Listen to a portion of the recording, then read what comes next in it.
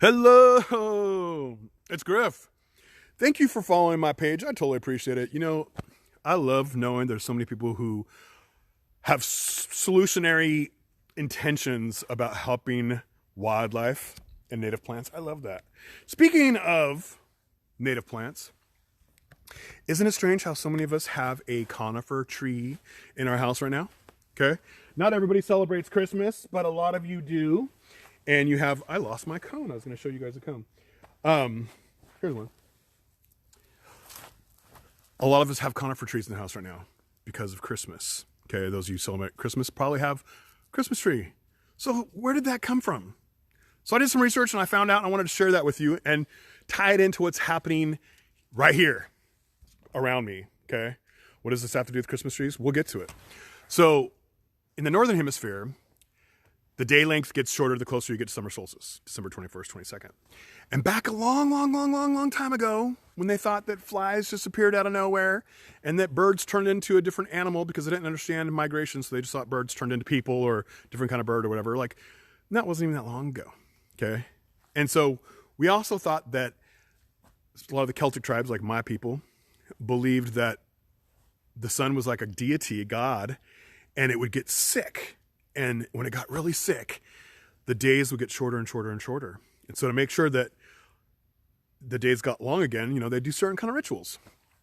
And they'd bring evergreen branches into their house. So they were amazed with trees that could keep their greenery instead of falling off in the winter like deciduous trees do. So they would bring these evergreen branches into their house because they believed that while their god was sick on December 21st, that this would keep the witches and the evil spirits and the sicknesses away. Okay. And that's why they brought evergreens into the house during the solstice. And then sometime, I don't know when, but like 400 years ago, 300 years ago, 500 years ago, somewhere in there in Germany, they combined that with Christianity and you got your Christmas tree and everything that goes around that. So when the United States got colonized, and the Germans started coming over here, they brought the Christmas trees with them. The Puritans didn't like that because they thought that was pagan. And they actually made local laws against things like bad, terrible things like Christmas carols and happiness and Christmas trees. And Christmas trees didn't get popular in the United States until late 1800s. So that's kind of the quick, fast, and dirty history of Christmas trees. And I call them, they're conifers, almost always conifers. Conifers should be called conifers because they're, the seeds are underneath these scales. A lot of people think that this is the seed. This isn't the seed. The seeds are underneath these scales and the cone opens up and it drops them. And a lot of the seeds, they're kind of flat and stuff and they get picked up by wind and blown around. And so they're getting blown around all over California and always have been. But before California was colonized by European Americans, the indigenous people set fires here all the time. And they would burn these prairies and they'd make these big prairies because the prairies had a lot of plants that were medicinal plants and food plants, and also grasslands attract deer and elk and bears and stuff like that. And so it was good food. It was good practice to do indigenous burns. And every tribe may have had different reasons for doing indigenous burns, but the net result was more biodiversity, more useful plants and stuff. And because conifers would normally invade places like this. Well, after the European Americans stopped the indigenous people from doing these frequent burns, conifers moved in to the oak woodlands and it moved into the grasslands and started changing the landscape. And a lot of the animals dependent on oak woodlands and stuff are disappearing now. So what happens is conifers are fast growing. So say like here's a big oak tree. The conifer grows taller and fast and it shades out the oak tree and the oak trees die. Now oak trees are very valuable ecologically because they support more types of insects than any other plant. And you're like, oh, I don't want insects. We're not talking about mosquitoes and roaches. We're talking about butterflies and moths. No one's mad at too many butterflies, okay? So all these are disappearing because we've stopped these burns, okay? And the prairies that so many animals depended on are also disappearing under these conifers. We have more trees in California now than we did 200 years ago. There's more trees in California ever. People are like, save the trees. What? Save the oak trees. Conifer trees need to go. We should have Christmas trees in our house year round. We have 50 in your house year round and keep the spirit of goodwill and the song and the good food too. But seriously, I used to work at a Christmas tree lot when I was a kid, and I was 12 years old. It was one of my first jobs. It made me a paperboy, and I loved carrying Christmas trees, especially for old ladies, because then they would tit me and they'd tell me how strong I was, and I loved that.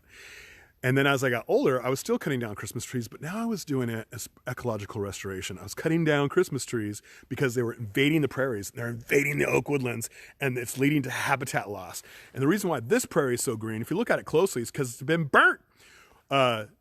This was burnt like 2 months ago, because State Parks is trying to keep its prairies open, because if we don't, conifers will invade. And when conifers invade and they catch on fire, the fire gets really severe. That's why we had such severe that's why we have such severe, one of the reasons, excuse me, I don't want to simplify it too much. One of the reasons why we have severe fires today is because we have so many trees so close together, especially conifer trees, way more conifer trees than ever.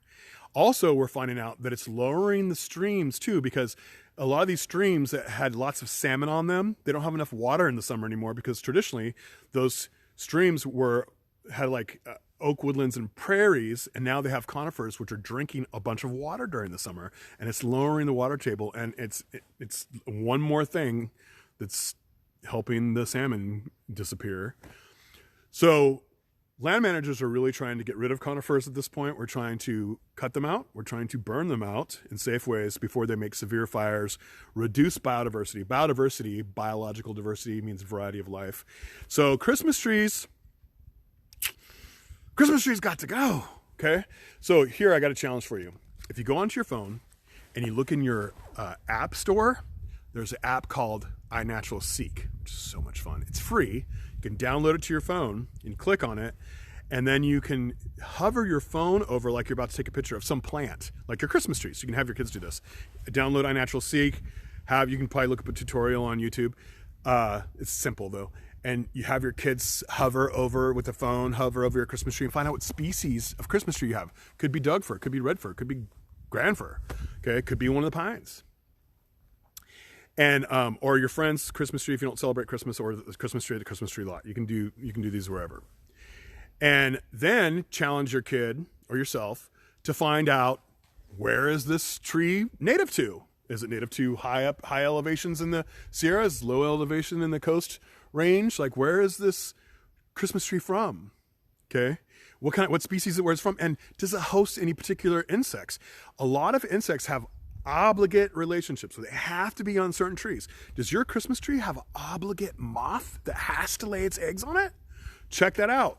Find out what eats the cones on your Christmas tree. Okay, it eats the seeds out of the cones in your Christmas tree. Find out about your Christmas tree, where it's from. Find out if it's one of the trees that needs to be cut and burnt to free up the oak woodlands and prairies in California. All right. Thank you guys very much. Thank you for following me. Thank you for supporting wildlife conservation efforts. On the 27th at 4 o'clock, me and Beth Pratt from the National Wildlife Federation will be doing our Animals That Frighten Us Part 2 with emphasis on wolves, one of the most controversial animals. And I look forward to you guys being there. 27th, 4 o'clock. Me and Beth Pratt, the director of National Wildlife Federation California.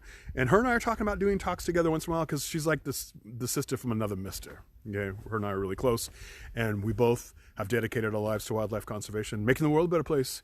So thank you, and I'll talk to you guys all later.